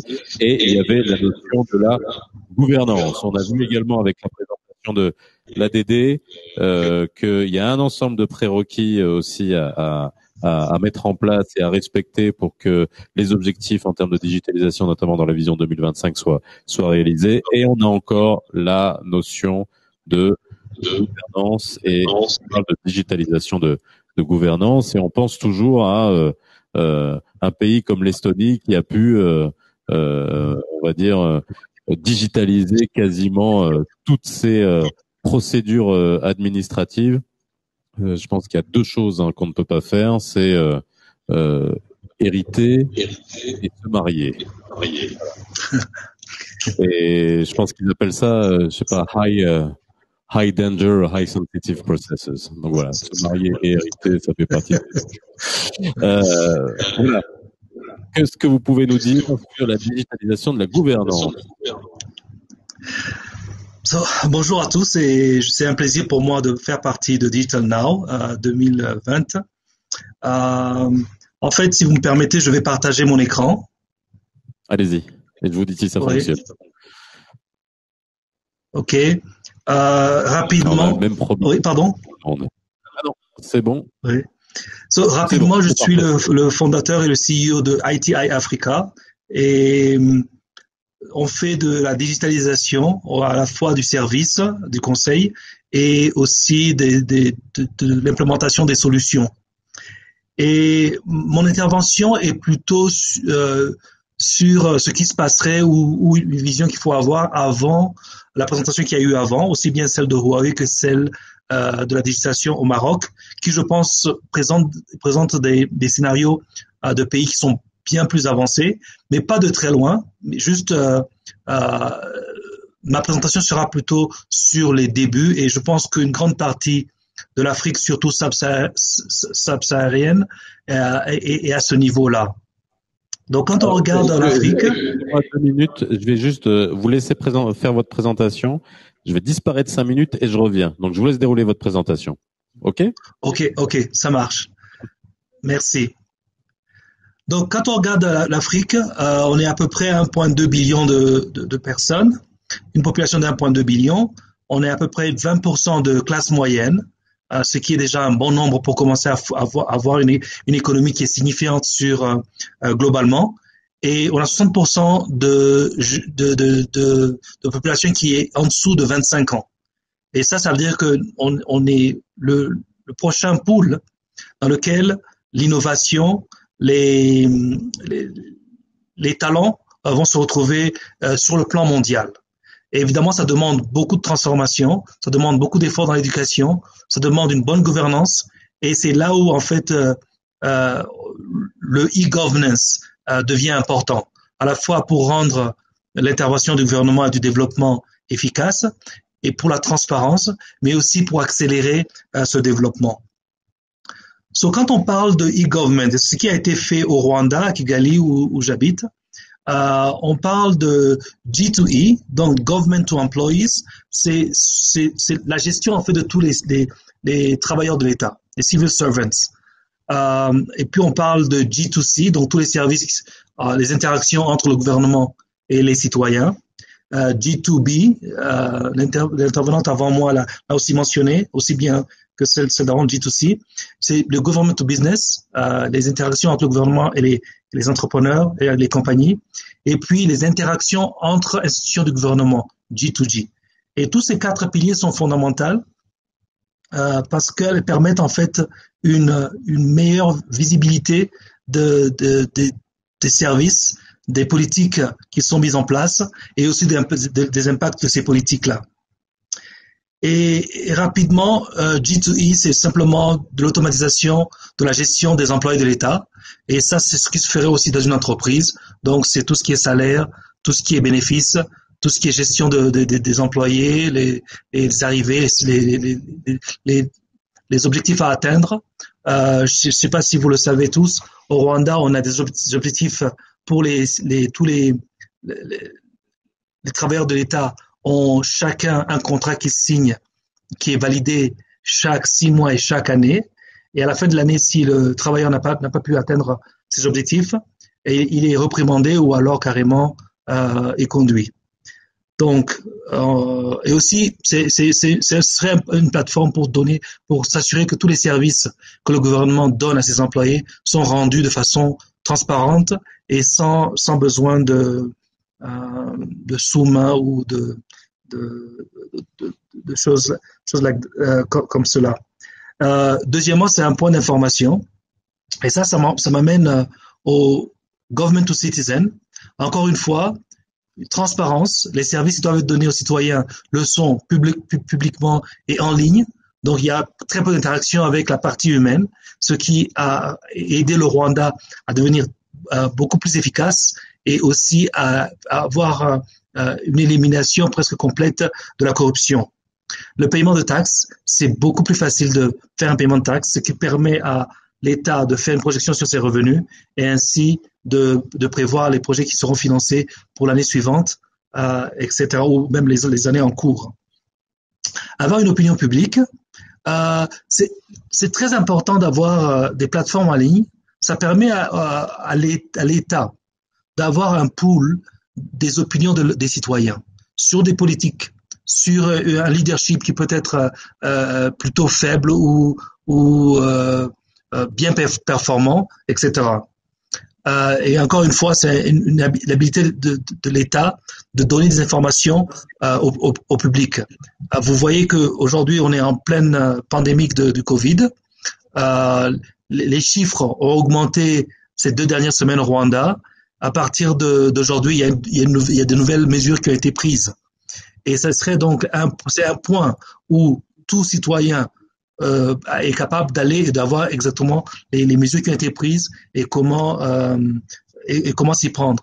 De même, si jamais il y a eu un changement, un changement de politique dans l'application pour les permis de conduire ou pour les permis de construire, etc. Tout se fait, les informations sont publiées en ligne. Pour le business, de même, avoir une licence pour opérer, augmenter sa licence, la modifier, payer ses taxes, comprendre quelle est la politique de taxation, avoir une transparence sur les procurements de l'État. Dans plusieurs pays en Afrique, surtout dans l'Afrique subsaharienne, l'État est le plus gros pourvoyeur de contrats. Et c'est là donc un autre nœud où pour lutter contre la corruption, la digitalisation est l'un des meilleurs outils. Elle amène la transparence et elle force en fait tous les systèmes à être sur des bases, sur des milestones bien précises. Tout ce qui est contracting, tout ce qui est incentive pour accélérer le business, etc., tout se fait en ligne, de telle sorte que c'est distribué équitablement à tous les business. G2G, et c'est fondamental pour le fonctionnement de l'État, comment est-ce que on prépare un budget? Entre le ministère de l'Éducation et le ministère de l'Agriculture, avec le ministère des Finances, il y a une proposition d'un plan d'action et du budget. Le ministère des Finances a le temps de le voir en ligne.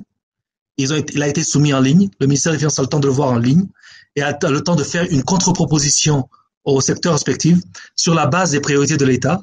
Et la réunion, ça permet que la réunion entre les deux ministères physiques, elle prend très peu de temps. Et durant cette période comme celle du Covid, ces plateformes qui sont déjà mises en place permettent au ministère de continuer à fonctionner, surtout à un moment où la plupart des ressources sont dirigées pour la lutte contre la pandémie. Cette plateforme permet à chaque ministère de comprendre de combien de pourcents son budget a été coupé et d'ajuster son cash flow, d'ajuster son implementation de projet, etc. Donc, en gros, c'est pour dire que la digitalisation du continent est fondamentale et on est à tous à différents niveaux. Ce que j'entendais sur le Maroc, c'est très intéressant et on a beaucoup à apprendre du Maroc parce que vous êtes déjà bien avancé. Vous arrivez au niveau où les services deviennent sont nombreux et directement aux citoyens, bien que c'est vrai qu'il y a des choses à améliorer, mais c'est déjà un gros effort comparé à plusieurs autres pays.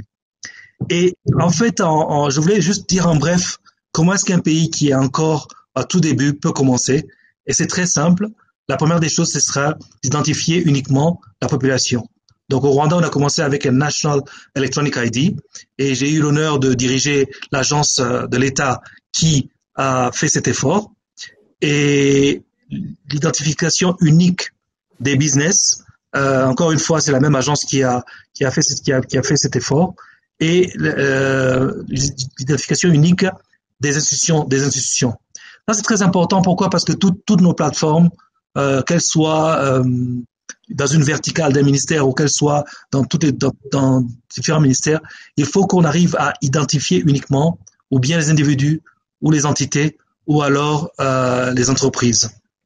Une fois cette étape est établie, ce que nous proposons, c'est de créer une architecture d'approche et l'intervenant qui a présenté sur Huawei a bien mentionné ça. C'est très important de structurer l'approche, d'avoir une architecture commune pour après permettre aux différentes plateformes de l'État d'intercommuniquer. Et après ça, nous proposons donc une digitalisation des ministères en verticale. La première et la plus importante qu'on pense qui est centrale, c'est le ministère des Finances, parce qu'une fois qu'on a les finances qui sont automatisées, les budgets, les budgets, la planification des budgets, la préparation des projets qui sont dans les différents budgets se fait en ligne. Il y a une très grosse transparence sur la gestion de l'État, sur les paiements, etc. Les transferts de différentes institutions qui assainissent les finances et permettent d'avoir une meilleure de retirer de plus grosses ressources pour fonctionner. Évidemment, avant ça, il faudra faire l'identification unique des personnes, des business et des institutions. Et après, la verticale des ministères qui arriverait maintenant à donner des informations d'abord aux citoyens, puis après à offrir des services. Et la dernière étape, c'est de l'intercommunication entre les ministères. Comment est-ce qu'un ministère de l'Éducation peut avoir les différents projets du ministère de l'Agriculture pour pouvoir identifier les ressources dont ils auront besoin. Et donc ça, c'est la partie finale que nous voyons. Donc voilà très rapidement ce que je voulais proposer comme approche pour une digitalisation d'un gouvernement. Merci beaucoup pour cette présentation. Vous restez avec nous. Encore une fois, vous qui nous regardez, qui êtes connectés avec nous, n'hésitez pas à poser vos questions à nos intervenants, puisque ça nous permettra de les interroger, de les challenger sur un certain nombre de choses qu'ils viennent de nous livrer. On reviendra vers vous dans quelques instants. Merci encore une fois pour cette présentation. Monsieur Hamadi Diawara nous a rejoint. Bonjour. Amadou, pardon. Monsieur Amadou Diawara est avec nous de Famille Group. Comment ça va? Alors, il faudra activer votre micro. Oui, bonjour, comment vous allez? Ah, bonjour, comment ça va? Impeccable, ça va et vous? Merci beaucoup. Bon, je vais essayer de bien positionner alors. Alors, est-ce que vous m'entendez bien? Je fais juste un test de latence. Je vous entends très bien. Et vous m'entendez également? Oui. Je pense qu'on a une petite seconde de retard ou 2 secondes de retard. Donc voilà, je teste juste ça. Comme ça, on évite de s'interrompre dans les deux sens. Ça nous facilitera la vie à vous et à moi. Alors, si vous nous avez écouté, on a abordé avec Emmanuel Gavache tout à l'heure la dématérialisation, et c'est vrai que dans le concept de dématérialisation, il y a la dématérialisation des tiers de confiance, on a parlé de blockchain. Alors c'est vrai, ce qui est intéressant, on va pas rentrer techniquement dans la blockchain parce que déjà conceptuellement c'est un peu dur pour les non-initiés, même si on a des gens qui sont initiés à essayer de rentrer dans la matrice et essayer de savoir comment ça fonctionne. C'est pas nouveau, on en discute depuis un certain temps. Il y a les fintech, il y a les legal tech aujourd'hui et les contrats. On parlait d'abord de signature électronique, après on a parlé de contrats numériques, de contrats électroniques qui sont là pour faciliter, on va dire les échanges. Et puis il y a aussi de grandes entreprises et de grandes institutions qui utilisent déjà les contrats, qui utilisent la blockchain. Je pense aux grandes compagnies d'assurance avec tout un process dématérialisé, désintermédié qui sont assez impressionnants dans certains cas. Alors déjà, il faut comprendre, et c'est ce que vous allez nous présenter, c'est l'état déjà juridique en la matière des contrats numériques et des différentes solutions qui sont proposées et comment ça fonctionne. Voilà ce que j'attendrai de vous, ce que nous attendrions de vous. Après, on pourra se poser des questions. Et en droite ligne avec la notion de désintermédiation qu'a développé Emmanuel Gavarche. Merci à vous et merci à tous ceux qui nous écoutent et pour l'opportunité de parler des questions du numérique aujourd'hui. Je remercie le club et surtout notre président Driss de cette opportunité. Maintenant, maintenant la question sur la blockchain, puis en Afrique, c'est ça, si j'ai bien compris, c'est un peu ça la question. Oui. Allô, vous êtes là? Oui, vous m'entendez? Allô? Alors, je vous ai perdu par moment, donc je voudrais dire que la question, c'est vraiment de parler de la blockchain, de l'état de l'avancée de la blockchain sur le continent africain aujourd'hui. Alors, blockchain dans son application au contrat numérique, bien évidemment.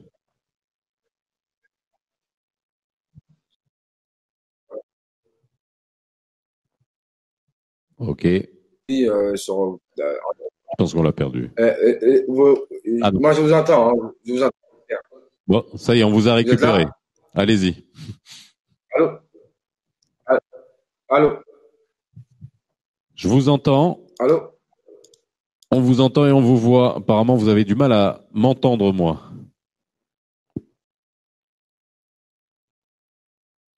Bon, on a un petit souci de connexion. Ce que je propose, c'est qu'on déconnecte et on reconnecte et on essaie de récupérer Monsieur Diawara. On va le récupérer dans quelques instants. Shakib, est-ce que vous êtes toujours avec nous?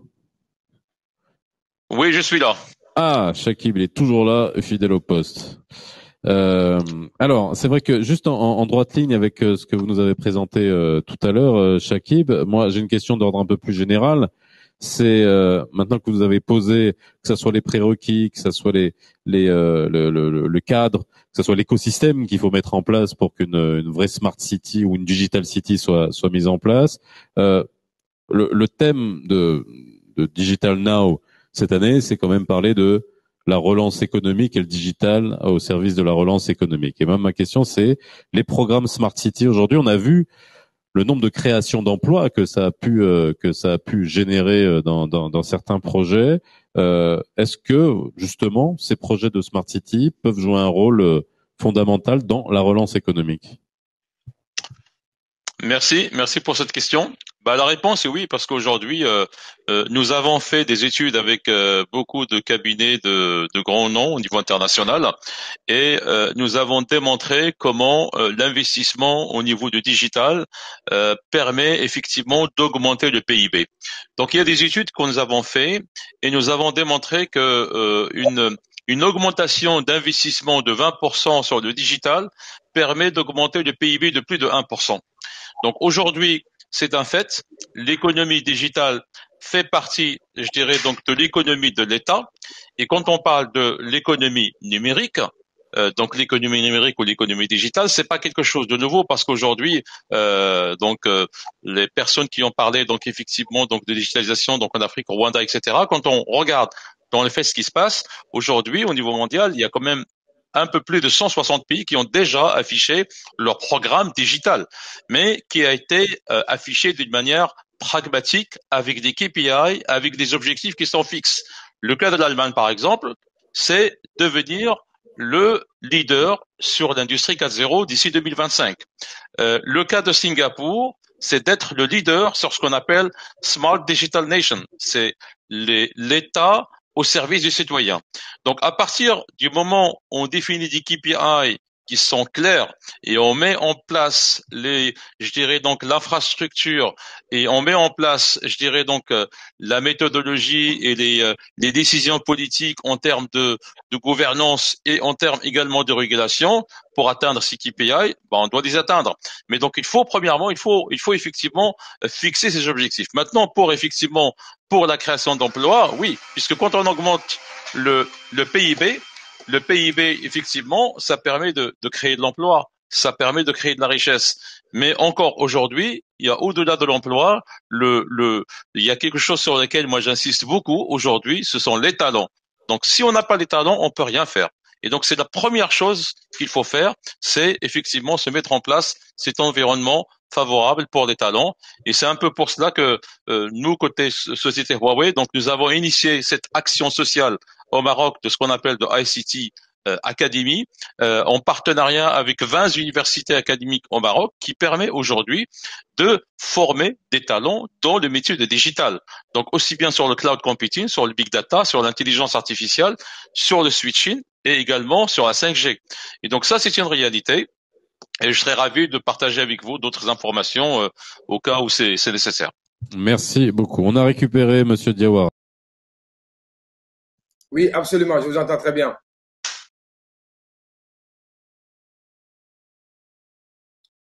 Alors, je vous entends super. Désolé, j'avais un souci de connexion Internet. Je ne sais pas si vous m'entendez. Vous me recevez maintenant?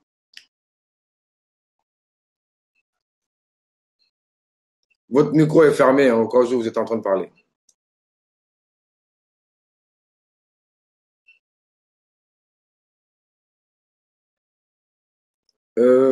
Alors, le modérateur a son micro fermé. Donc, il est en train de parler, mais son micro est fermé. Donc, moi, je ne l'entends pas.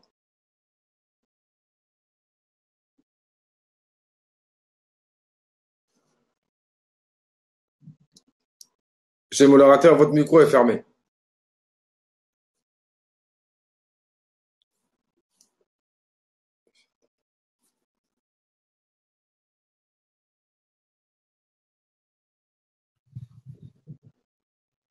Ah, est-ce que vous m'entendez là? Voilà, c'est parfait. Ah, super. Je vous faisais signe qu'on était en train de régler le problème. On fait comme on peut. Hein. Désolé. Donc, non, merci à vous. On peut revenir sur la question rapidement, il n'y a aucun souci. Donc je vous en prie, encore une fois, c'est ce qui est important, enfin ce qu'on aimerait avoir comme information et votre avis sur la question, c'est notamment l'état du droit en termes de contrat numérique, l'utilisation de la blockchain et où est-ce qu'on en est aujourd'hui et notamment en Afrique. Bon, après, je pense que c'est une bonne question aujourd'hui. La blockchain, nous savons que depuis l'initiation du réseau à l'exécution d'un smart contract, par exemple, hein, on va parler des contrats, c'est plutôt parler de tout ce qui est smart contract, etc. En passant par la sélection des outils nécessaires. Voilà, donc il y a les grandes étapes de mise en œuvre de l'application de chaînes de blockchain qu'il va falloir qu'on y mette en place. Et la blockchain aujourd'hui, nous savons que ça a passé le cap d'évangélisation. Ça, c'est un fait qui est là. Maintenant, c'est les technologies sous-jacentes maintenant qui étant indispensables aujourd'hui aux open source qui font développer et qui peuvent développer notre continent. Et aujourd'hui, c'est pourquoi la blockchain aujourd'hui, sans doute, c'est une révolution majeure. Et moi, je suis content que ça soit aujourd'hui organisé par le Maroc parce que on sait que c'est un des pays le plus bancarisé de l'Afrique. Mais nous savons que l'avenir aujourd'hui va se faire par les monnaies numériques. Et on est content que Digital Now trouve le moyen de parler de cela aujourd'hui parce que il va falloir trouver d'abord comment sélectionner une plateforme aujourd'hui si on veut aller. Nous savons qu'il y a pas mal de plateformes comme le Bitcoin ou l'Ethereum, mais ces plateformes aujourd'hui, à un moment donné, on pense, est-ce que c'est adapté à notre continent? Est-ce que c'est adapté au marché marocain ou africain de manière générale? Parce que nous travaillons plus aujourd'hui vers l'Asie, c'est le Japon qui aujourd'hui est là, l'Allemagne, après la France qui arrive. Mais ce qui est bien, c'est qu'on voit aussi pas mal de sociétés africaines aujourd'hui qui commencent à s'intéresser à la blockchain et qui aujourd'hui ont des solutions plus ou moins adaptées à nos réalités économiques sur le continent. Maintenant, il faudra qu'on essaie de voir comment partir sur cela. Maintenant, et nous savons que la propagation du programme, il sera nécessaire de disposer des crypto-monnaies plus ou moins africaines. Aujourd'hui, il faudra peut-être pas que tout le monde lie la blockchain seulement aux crypto-monnaies, mais nous devons l'utiliser pour nos cadastres, nous devons l'utiliser pour l'assurance, nous devons l'utiliser pour la santé. Et pour cela, c'est en Afrique que j'ai l'habitude de dire que nous avons 10 millions de problèmes. Et ces 10 millions de solutions, je pense que la blockchain peut trouver énormément de réponses à toutes les questions des élections présidentielles, etc., à éviter pas mal de tensions. Mais aussi sur des questions de territoire aujourd'hui, nous pouvons également utiliser cette blockchain. Donc, pour parler de contrats, ça va dépendre de chaque pays. Et je pense qu'aujourd'hui, si un pays est prêt à pouvoir aller tout de suite sur la monnaie numérique, utiliser la blockchain, c'est le Maroc, de par sa digitalisation extraordinaire. Mais aussi, on a des pays comme le Rwanda qui sont en train de réfléchir également sur leur crypto-monnaie. Mais le Kenya, qui aujourd'hui, avec l'M-Pesa, aujourd'hui, c'est facile cette transition pour eux. Et nous avons essayé au Mali de mettre également 3 crypto-monnaies, Kalissi, Maliwari Coin et Ebreni Coin. Maintenant, par moment, j'ai raté un peu la question que vous m'avez posée, donc je pars dans tous les sens parce que la connexion n'était pas bonne de mon côté. Donc, si vous pouvez me redire les questions de temps en temps, ça m'aiderait parce que j'ai raté une bonne partie de votre question. Alors, je vais vous en poser une autre tout simplement. C'est parce que pour parler plus spécifiquement des contrats, notamment des contrats numériques sont sur la base de la blockchain, on était en ligne avec la désintermédiation justement des tiers de confiance. Est-ce que là, vous nous avez livré des expériences, mais au-delà de la blockchain appliquée à la monnaie, vraiment d'un point de vue légal sur les contrats, est-ce que alors encore une fois, on parle de prérequis depuis tout à l'heure, mais est-ce que il faut une adhésion, il faut aussi la prise en compte des professions qui ont l'habitude d'être eux-mêmes des tiers de confiance, que ce soit les avocats, que ce soit les notaires. Est-ce qu'il y a aujourd'hui des levées de boucliers de la part de ce type de profession? Est-ce qu'il faut que les intégrer dans la réflexion? Est-ce qu'ils ont peur de disparaître avec ces contrats numériques? Absolument. Moi, j'ai eu récemment pas mal de discussions avec la Banque centrale des États de l'Afrique de l'Ouest, la BCAO, sur ces questions-là. Et eux-mêmes, en fait, envisagent d'utiliser, mais ils manquent de compréhension. En fait, il n'y a pas de législation dans nos pays. La plupart des pays n'ont pas légiféré encore cela. Et ces temps-ci, nous voyons qu'il y a beaucoup d'avocats qui se spécialisent au niveau de la blockchain. Ça veut dire que c'est les métiers qui vont pas disparaître. Ils vont s'adapter. Et beaucoup ont commencé. Et pas plus tard qu'hier, je discutais avec des amis en Tunisie et en France et qui sont en train d'aller, qui sont avocats, mais spécialisés vers la blockchain. Et nous avons également compris que nos États, en fait, en tout cas sur certains pays africains comme les États de l'Afrique de l'Ouest, par exemple, ne vivent en fonction de ce que la France fait, parce que la monnaie elle est cautionnée en France et elle est endossée à l'euro. Donc, ce qui fait que eux, ils ont moins d'indépendance que, par exemple, le pays maghrébin qui aujourd'hui ont leur propre monnaie. C'est-à-dire que les lois vont être très différentes aujourd'hui avec les avocats marocains ou tunisiens ou algériens et autres. S'ils veulent lancer aujourd'hui, c'est très facile. Mais dans nos pays-là, en fait, il va falloir regarder comment nos avocats vont travailler sur les lois au niveau du régulateur, mais comment ils vont pouvoir aussi avoir cette accréditation. Moi, j'ai envoyé un courrier et à titre d'exemple, par exemple, le Mali a voté une loi sur tout ce qui va être les crypto-monnaies. Mais sauf que derrière, il n'y a aucun projet de loi, il n'y a aucun texte qui est disponible parce qu'ils ne savent même pas quoi faire. Donc, c'est pourquoi aujourd'hui, les avocats ont un rôle à jouer aujourd'hui.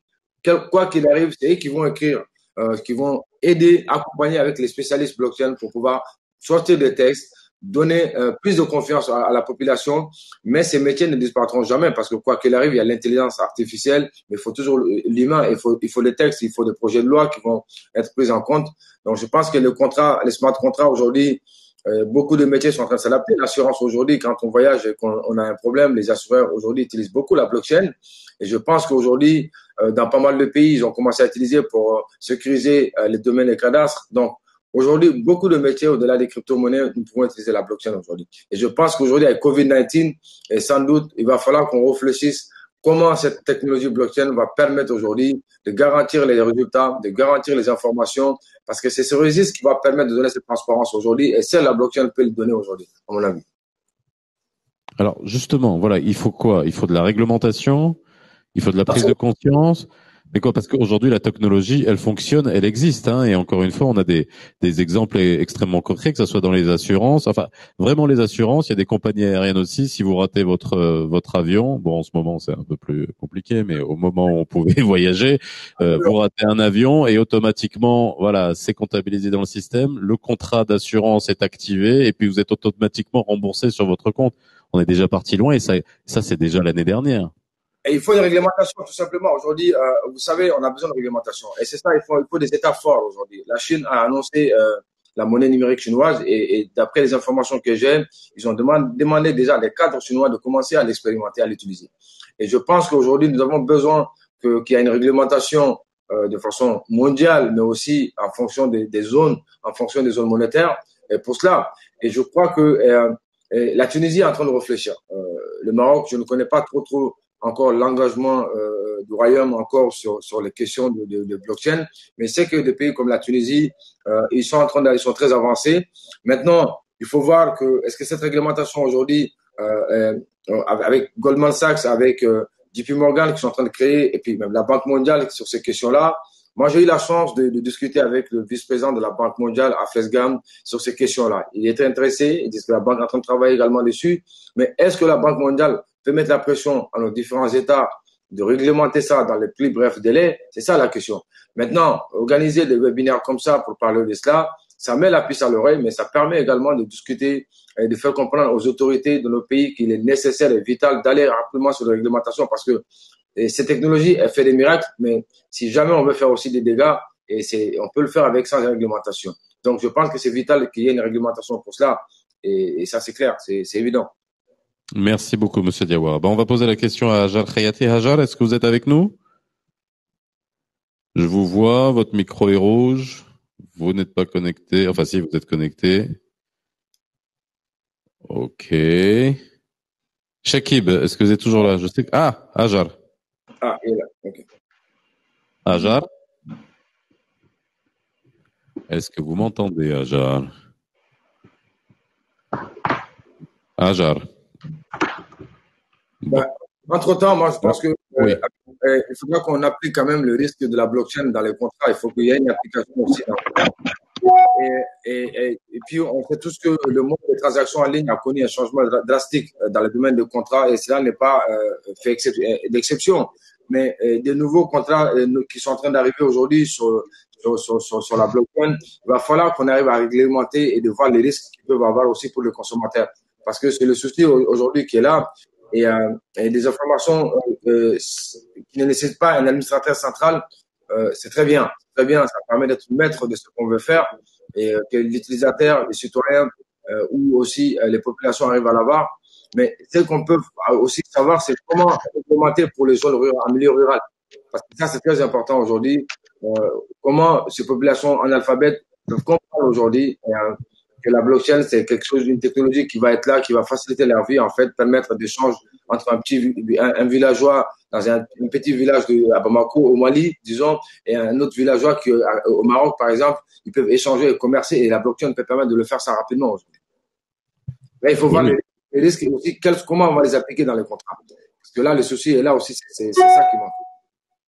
Ben oui, et plus particulièrement pour des populations qui n'ont pas de culture juridique, qui n'y ont pas accès, c'est un véritable tournant. Et moi, pense aussi que j'ai discuté également avec la BCAO qu'il est nécessaire aujourd'hui, quand on fait des achats aujourd'hui, si moi je fais un virement au Maroc ou en France, tant que le partenaire en face n'a pas reçu le call SWIFT, il n'est pas payé. Il considère qu'il n'a pas été payé. Et aujourd'hui, on peut, avec la blockchain aujourd'hui, faire en sorte que le call SWIFT soit instantané. Dès lors que le virement il est parti, l'autre partie a le call SWIFT tout de suite. Et là, la blockchain peut résoudre ces problèmes aujourd'hui qui pénalisent beaucoup de pays comme le Mali, qui est un pays continental. Nous n'avons pas la mer. Tout ce que nous avons, il faut tout importer. Et à partir de là, les partenaires, tant qu'ils n'ont pas reçu le fonds, ils ne bougent pas. On peut voir 72 heures minimum pour que le partenaire en face, lui, il puisse avoir son paiement. Or, la blockchain, en instantané, ça peut être réglé. Donc, s'il y a un envoi aérien, on perd 3-4 jours pour rien du tout. Shakib, est-ce que Shakib est là? Ouais, toujours. Allô? Ouais, super. Désolé, je suis de retour. Merci, Shakib. Alors, j'aimerais juste, dans le cadre des projets Smart City, le point de vue légal est extrêmement important également, le point de vue juridique. Est-ce que la blockchain joue un rôle dans les Smart City? Bah, certainement, oui, bien sûr. Donc, la blockchain donc joue un rôle dans les smart cities, mais surtout effectivement aujourd'hui, donc comment on la voit nous côté Huawei, déjà sur le côté financier, la blockchain donc joue un rôle très très important. Maintenant, aujourd'hui, donc effectivement, vu qu'on est vraiment au début des balbutiements là pour le côté blockchain, quand on parle de smart city, on reste déjà sur des choses factuelles qu'on peut mettre en place. Et les choses factuelles qu'on peut mettre en place, c'est déjà premièrement être capable de collecter les données. Aujourd'hui, si on collecte pas les données, on peut rien faire. Mais une fois que la donnée est collectée, il faut la stocker quelque part, et il faut la traiter. Et aujourd'hui, malheureusement, encore une fois, donc nous disposons même pas aujourd'hui d'un data center de renom, un national data center qui est géré par une entité gouvernementale et qui permet de stocker des données et qui permet effectivement de créer l'innovation, parce que ce sont les données qui permettent de créer l'innovation. Et aujourd'hui, donc ce data center n'existe pas encore, et ça c'est vraiment c'est l'étape nécessaire pour pouvoir effectivement créer de l'innovation autour des données. Alors, vous parlez d'un data center souverain, mais qui soit géré par l'administration. On ne parle pas des data centers qui ont été lancés par les opérateurs et qui ont été proposés sur le sol marocain. En fait, il y a deux choses. Donc aujourd'hui, donc tout dépend du business model de l'opérateur. Donc de l'opérateur, de l'État. Donc il y a des États qui peuvent s'associer, donc ils peuvent sélectionner un ou deux opérateurs avec qui ils peuvent travailler sur le data center, mais il y a d'autres États qui font un autre choix, c'est d'avoir un data center qui peut être géré, par exemple, par l'équivalent de l'agence de développement digital ici au Maroc. L'ADD, effectivement, donc qui a un rôle aujourd'hui de développement digital, peut assurer cette mission. Mais pour que l'ADD assure cette mission, il faut effectivement qu'il y ait des incitations politiques qui positionne l'ADD effectivement comme l'entité qui va gérer donc ces données souveraines au Maroc. Et c'est ça qui va permettre de créer cette innovation marocaine. Donc aujourd'hui, on peut parler de l'innovation marocaine, mais tant que nos données ils sont pas au Maroc, en fait. Aujourd'hui, on utilise des données, mais qui sont stockées quelque part un peu partout dans le monde. Le seul opérateur qui a eu donc l'audace de le faire, c'est un opérateur avec qui nous avons travaillé donc en partenariat, et je suis fier de dire effectivement nous avons contribué à mettre en place le premier cloud souverain marocain. Il est souverain parce qu'il est régi par des lois marocaines, et il est également hébergé à Casablanca et à Rabat, et ils sont gérés par cet opérateur-là. Et aujourd'hui, ce cloud il rend service, je dirais donc à plusieurs administrations publiques et privées. Bah, vous parlez d'Inouï, on n'est pas à la télé, hein, on peut citer. Oui, on parle d'Inouï, voilà. Absolument. On n'a pas la AK au-dessus de nous, là, donc il n'y a pas de souci. Hajar, est-ce que vous êtes là? Parce qu'on aimerait avoir votre avis, notamment sur le côté évolution juridique, parce que là, vous êtes interpellé de deux manières. Un, sur peut-être les prérogatives de l'ADD, qui sont peut-être beaucoup plus étendues dans d'autres pays qui ont des agences qui sont le miroir de la vôtre, hein, l'agence de développement du digital, ça, d'une part, pour la gestion des données, on va dire souveraines, et notamment dans le cas des smart cities, mais également en parlant de blockchain, voilà, l'évolution de la réglementation, la nécessité de faire des recommandations, d'aller vers ce genre de technologie, et en tout cas de poser le cadre réglementaire. Où est-ce qu'on en est sur ces deux points?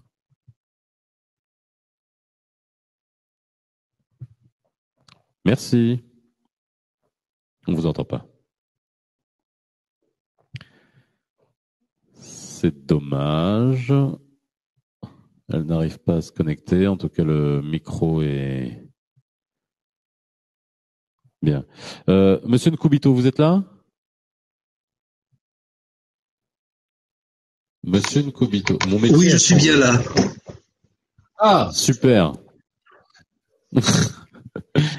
Est-ce que vous avez entendu? J'ai eu une petite coupure. Juste la fin, j'ai raté la fin. Alors bon, il y a eu toute une discussion. Vous n'avez pas raté la discussion autour de la blockchain, des contrats numériques, tout ça. Ok, super. Alors justement, voilà, dans le cas de la digitalisation de la gouvernance, ça ce sont des éléments qui sont quand même importants. Ces deux points qui ont été mis en exergue par Monsieur Diawara et par Shakib. Monsieur Diawara, en termes de évolution de la réglementation et de peut-être d'audace réglementaire. Est-ce qu'aujourd'hui, dans le cadre de la gouvernance et de la digitalisation de la gouvernance, est-ce que c'est un point qui est crucial aujourd'hui de faire évoluer la réglementation pour pouvoir aller vers des technologies comme la blockchain? Et on a bien compris que ça faisait quand même peur, parce que ça faisait quand même peur encore aujourd'hui. Oui et non. Je sais pas. Au Rwanda, on est très progressiste parce que ça fait déjà presque 20 ans qu'on digitalise.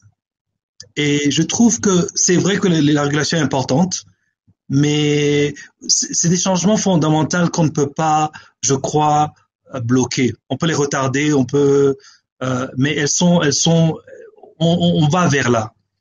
Je crois que l'intervenant qui représente Huawei l'a bien mentionné. En Asie, on a déjà tous les paiements qui se font en ligne. Enfin, pas en ligne, mais qui sont électroniques. C'est très rare de voir des gens qui utilisent du cash. Et donc, on est forcé d'aller vers des technologies comme la blockchain qui sont plutôt sécures. Et je crois que l'effort, plutôt que d'appeler ça de la régulation, c'est plutôt, pour moi, de créer un environnement sûr pour permettre ces transactions d'arriver. Je vous donne un exemple.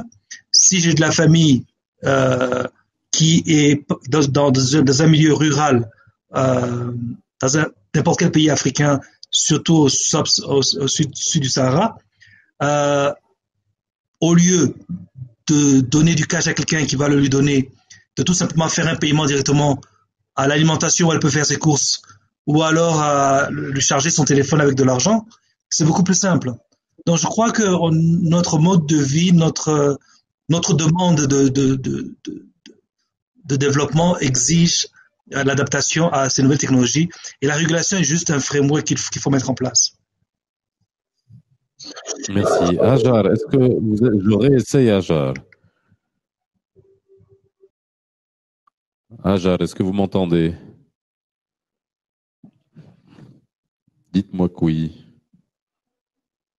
Non. Ok. J'ai une réaction sur de gens qui nous regardent, qui nous dit l'État a d'autres responsabilités que de gérer des data centers. L'État est régulateur d'abord, mais ne doit pas se substituer aux opérateurs privés. Shakib, qu'est-ce que vous en pensez? Parce que c'est vrai que c'est vous qui avez interpellé sur ce plan-là. Est-ce que Shakib est là? Me dites pas que j'ai perdu tout le monde, s'il vous plaît. Bon, moi je pourrais interagir ou partager l'expérience sur le Mali. Oui, allez-y, je vous en prie. Donc, en fait, moi, le Mali, en fait, a commencé un projet. Là, c'est pas les opérateurs qui l'ont mis, mais plutôt une structure qui s'appelle la SMTD. C'est une structure qui, aujourd'hui, a sans doute mis les infrastructures nécessaires. Maintenant, quand ils ont mis cette structure, ils ont légiféré un projet de loi sur tout ce qui va être les cryptoactifs. Mais derrière, en fait, le projet de loi est passé à l'Assemblée. On ne sait pas comment, zéro contenu. Et ils ont investi des milliards sur ces centres où avec les data centers, vraiment un centre hyper équipé, mais aujourd'hui, zéro donnée et zéro utilisation. Et à chaque fois qu'on essaie d'utiliser ces centres aujourd'hui, ils arrivent toujours à dire que oui, mais on attend la BCAO, on attend ceci. Aujourd'hui, les opérateurs télécoms ont compris que ce soit Orange aujourd'hui avancé. Maintenant, Huawei, il a parlé de Huawei, le représentant de Huawei, qui accompagne tous les opérateurs télécoms aujourd'hui un peu partout en Afrique. Ils savent que les opérateurs télécoms, ils savent qu'avec tout ce qui est conclusion financière, avec les mobile money, comme les Orange Money ou autres, vont disparaître aujourd'hui bientôt. Même s'ils vont pas disparaître, il va falloir qu'ils arrivent à savoir qu'ils intègrent la blockchain. Donc, maintenant, nos États, ils sont pas dans leur mission quelque part. Si le secteur privé local n'est pas fort pour avoir son propre data center et aller dessus, mais la blockchain aujourd'hui, moi je suis pas d'accord que ce soit l'État qui puisse que ce soit quelque chose de souverain, parce que si on parle de monnaie nationale, oui, mais à partir de là, toutes les autres actions, c'est cette transparence aujourd'hui, c'est cette liberté aujourd'hui, le fait que tout le monde est maître de son portefeuille, et qui est intéressant aujourd'hui avec la blockchain. Donc, cette question, elle est un peu compliquée. Maintenant, l'utiliser la blockchain avec des data centers, moi je rejoins encore le monsieur de Huawei sur cette partie avec les smart cities. Là, c'est normal. Il est de responsabilité de l'État pour travailler sur la sécurité de nos territoires, mais aussi comment rendre ces villes intelligentes.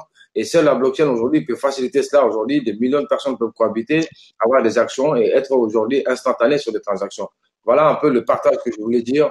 Sur certains points, c'est bien le cas marocain, mais sur d'autres points, ça fait que l'État a un contrôle sur tout et ça, c'est pas bon. Merci beaucoup. Alors pour finir, hein, vraiment Chakib sur ce point-là, parce que c'est vous qui avez évoqué ça et vous avez été interpellé par un de nos spectateurs, enfin de nos participants. Oui, alors malheureusement, j'ai pas suivi exactement tout ce qu'il a dit Alors parce que voilà, je voulais la réaction. Peut-être que vous avez pu le lire sur la partie questions-réponses, mais en réponse à ce que vous disiez tout à l'heure, ou en réaction à ce que vous disiez tout à l'heure, l'État a d'autres responsabilités que de gérer des data centers. L'État est régulateur d'abord, mais ne doit pas se substituer aux opérateurs privés. alors c'est une très très bonne remarque. Maintenant, le problème, c'est que tout dépend des États. Évidemment, premièrement, la première chose qui est une condition nécessaire c'est la souveraineté. La souveraineté, c'est il faut que les données soient dans l'État. Donc il faut qu'il soit donc il y a un data center, ce qu'on appelle un national data center, qui doit être mis en place pour stocker, donc héberger les données qui viennent effectivement de Smart City et d'autres administrations, etc. Donc on part de la souveraineté. Maintenant, en termes des business models et en termes de, je dirais donc de gouvernance, idéalement, moi j'opte pour le modèle PPP, donc Private Public Partnership. Donc c'est un modèle dans lequel effectivement et on va mettre en place la responsabilité de l'État, mais avec le secteur public. Et aujourd'hui effectivement, pour gérer un data center d'une manière efficace, il faut bien sûr donc une agence digitale comme l'ADD chez nous au Maroc, mais il faut aussi un opérateur télécom parce que c'est l'opérateur télécom qui connaît mieux les tuyaux, qui connaît les connectivités.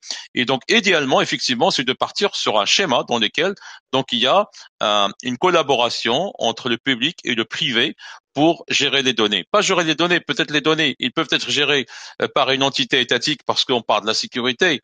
Donc ça appartient à l'État effectivement de gérer donc cette partie-là. Mais au moins sur la partie innovation, c'est ce que j'ai expliqué dans le framework.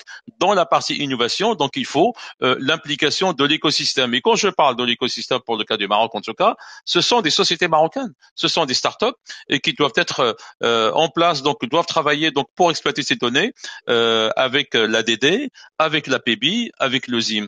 Donc effectivement, c'est un schéma dans lequel donc il doit y avoir un partenariat entre le public, le privé et l'implication de l'écosystème. Maintenant, côté, je dirais, sécurité, c'est des sujets qui sont un peu compliqués et chaque État donc a son avis par rapport à ça et à sa stratégie par rapport à ça.